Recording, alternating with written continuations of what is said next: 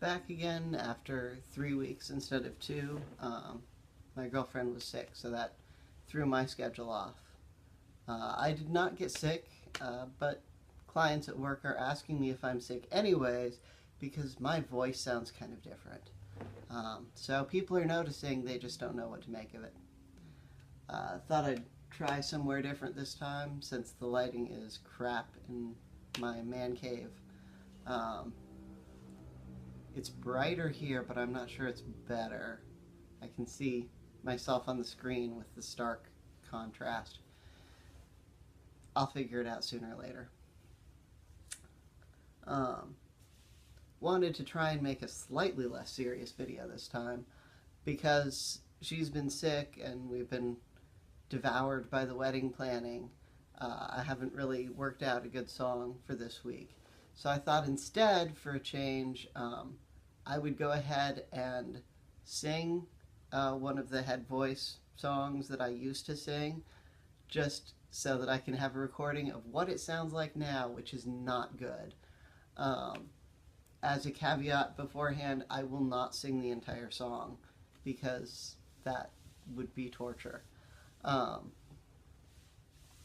Yeah, so it's my new fun party trick to do my head voice and have it crack. My girlfriend thinks it's funny. So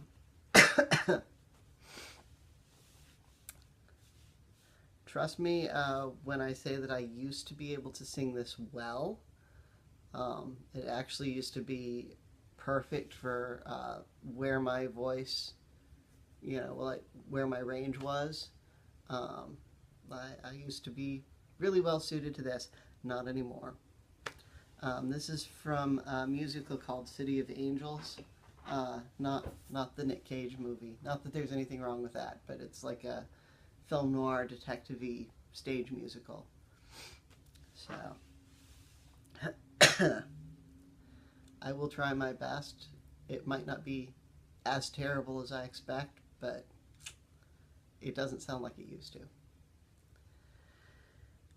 I'm one in a long line of good girls who choose the wrong guy to be sweet on. The girl with the face that says welcome, that men can wipe their feet on. And then when he calls me his trusty Girl Friday, alright, but what good does it do me alone on a Saturday night? If you need a gal who'll go without salary and work too hard, you can always count on me. The kind of a pal who'd slip you a file past the prison guard, loyal to the nth degree. The boss is quite the ladies' man, and that's my biggest gripe. Till I showed up, he'd never hide a girl 'cause she could type. I'm no femme fatale, but faithful and true as a Saint Bernard, barking up the wrong damn tree. Well, you can always count on me. That's as far as I'm gonna go. It does go up and down a lot, but you can tell I have no control. Every note of that was bad. But now I have that for the record. I wish I had sung that before it got to this point, just so I could have a record of it. Back when it sounded good. I had to drink some water there because it feels like a strain too. It almost, even though it's still me, it's still my head voice, it almost sounds to me more like a falsetto than a woman's voice. And I don't know what intangible quality that is that makes the difference, but It sounds different. Um, so yeah, that's a thing.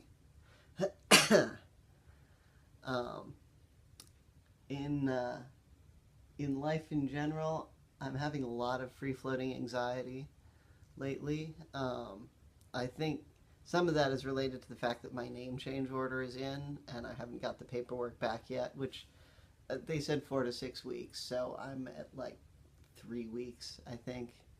So I shouldn't really be expecting it back yet. But I just, until I have that piece of paper and until I have the gender change order, and then I'll probably be stressing about going around taking it to different places. Name change, at least here, name change, you go to the county government or city government, wherever you are, and go through the government, you get an order, and then you take that order, which is a government order, around to different places. The gender change doesn't seem to go through that government document process, which seems a little weird to me. It's more letter from the therapist to the DMV, change it at the DMV, and then take that driver's license and paperwork around to all these different individual agencies. So that's a little strange to me that it doesn't go through the government the same way that the name change does. Of course, all that may change, in the future, but that's how it seems to stand now. I'm doing everything without the consultation of a lawyer or any official guidance, so that I may have slightly inaccurate information, in which case I'll find out along the way. But I can't afford a lawyer. There are trans resources online that kind of give you a step-by-step of how to go, and some of them are written by lawyers, but obviously you'd get more detailed advice if you paid somebody. But I don't have that kind of money. I am in Henrico County in the state of Virginia. The name change itself was only $41. So it's not super expensive, at least here, to go through. I'm sure the fees vary by county, city, state, but it's not obscenely expensive. It's not prohibitively expensive as these things go. Of course, prohibitively expensive is different for different people, but $41 is the kind of thing, if you got some friends or family, you can bum some money off them. That's not too obscene, at least. But I don't know what kind of additional fees I may incur along the way getting it changed at various different places. The Social Security Administration is going to be, that's kind of a big thing. And the DMV is going to be a big thing. Because what you get done at the DMV, that license may serve as, kind of your order for other places. Once you've got that, that's an official government document. So I think that carries some weight behind it. But what the fee is to do that, I'm not sure yet. I assume it's the same as your driver's license normally is anytime you get it reissued. I haven't encountered any problems. I mean, with the name change. Certainly there's problems with the cats trying to fight with each other. It's distracting. The name change, nobody said boo to me. They just, I was like, is this what I fill out? Is that what I fill out? You could do it by mail here, but then they told me there was some kind of draft order that you have to get at the courthouse to then send it into mail, so that seemed really pointless to me, so I just did it at the courthouse itself. And yeah, really haven't had any problems with that. I haven't had any problems getting my testosterone as far as the pharmacists. I have had some issues with the insurance. It seems to try and space it out so that I'm sometimes stretching out. I don't want to say missing a week, because it's not missing a week, but it throws off the schedule that I might end up taking it a day or two late because the insurance won't authorize it until the last minute. So they really, stretch me out. But yeah, with all these things, I find myself imagining worst case scenarios a lot, which is stupid. That just contributes to my stress level. I suppose there is a certain survival strategy to envisioning worst case scenarios, because then you think of ways to combat them. If this happens, I will do X, you know, and I suppose that's useful in its way, but maybe because I haven't encountered any opposition, it's really pointless for me. But I'm not sure how to stop doing it, so that's a thing. So yeah, between that and the wedding, my stress level has definitely been up the past few weeks. Not sure how to cope with it other than just, you know, trying to tell myself to chill out, that I'm worrying pointlessly, and reminding myself that all of these worst case scenarios I've come up with, none of them have happened. You know, and every time I'm like, oh, you know, somebody may have a problem with this or that when I go in to do this piece of paperwork, and then they don't. So I'm trying to hold on and reaffirm in my mind, this is how it's happening. And how it's happening is fine. How it's happening is no problems. So yeah, reminding myself of that repeatedly helps some. I see a lot of people on Tumblr, on, you know, various places online that have a lot more anxiety issues than I do. So I kind of count myself lucky on that, you know, it could be worse. I don't have a whole lot of executive dysfunction. I don't, you know, I don't have as many barriers to getting what I need to done as some people do. I'm not trying to gloat there. I'm just counting my blessings. But unfortunately, it does make me a little less equipped to give advice for somebody else that might be having issues with that. Sometimes having something physical is helpful, is grounding. This dumb little thing you'll see me wearing in a lot of videos. This is actually Mad Max Fury Road bracelet. I made it off a tutorial online, and I made it for a Mad Max costume, but I like the character. He obviously has a lot of anxiety for good reason, because his world is shit. But, you know, I find it helpful to fiddle with, and kind of grounding, that it's this thing here. It's a piece of stability. So I tend to wear it more on days when I'm feeling anxious. And I don't know, it helps for whatever reason. I've heard a lot of people, of course I have some friends who are on the Asperger's autism spectrum, so stimming or needing something to fidget with, to fiddle with, is helpful.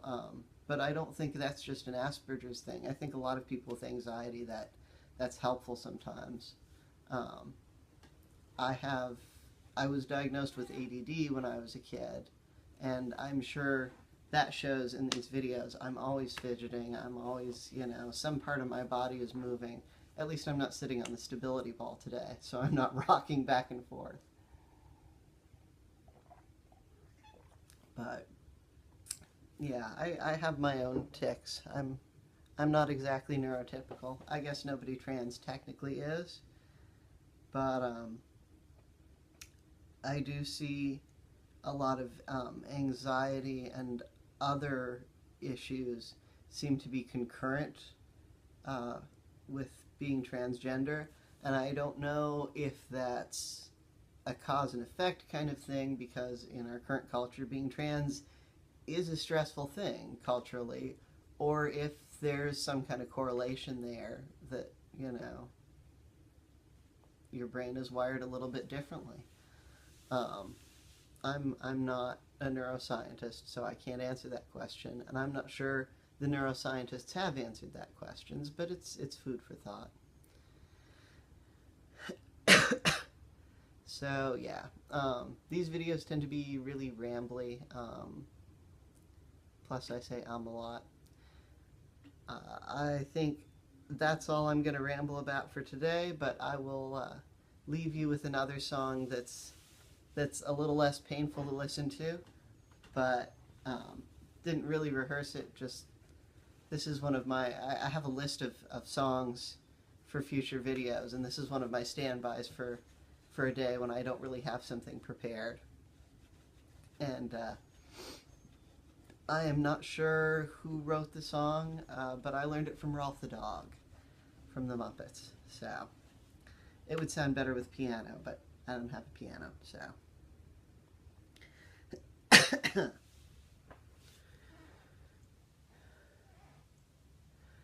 You and I and George were strolling through the park one day, and you held my hand as if to say, I love you.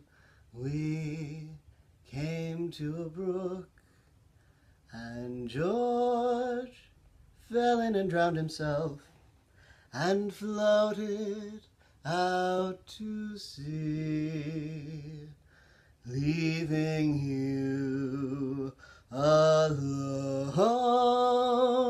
with me. You're welcome. This whole video is dedicated to my girlfriend Jen, who thinks I'm too serious. Stay safe, people, and see you in another 2 weeks.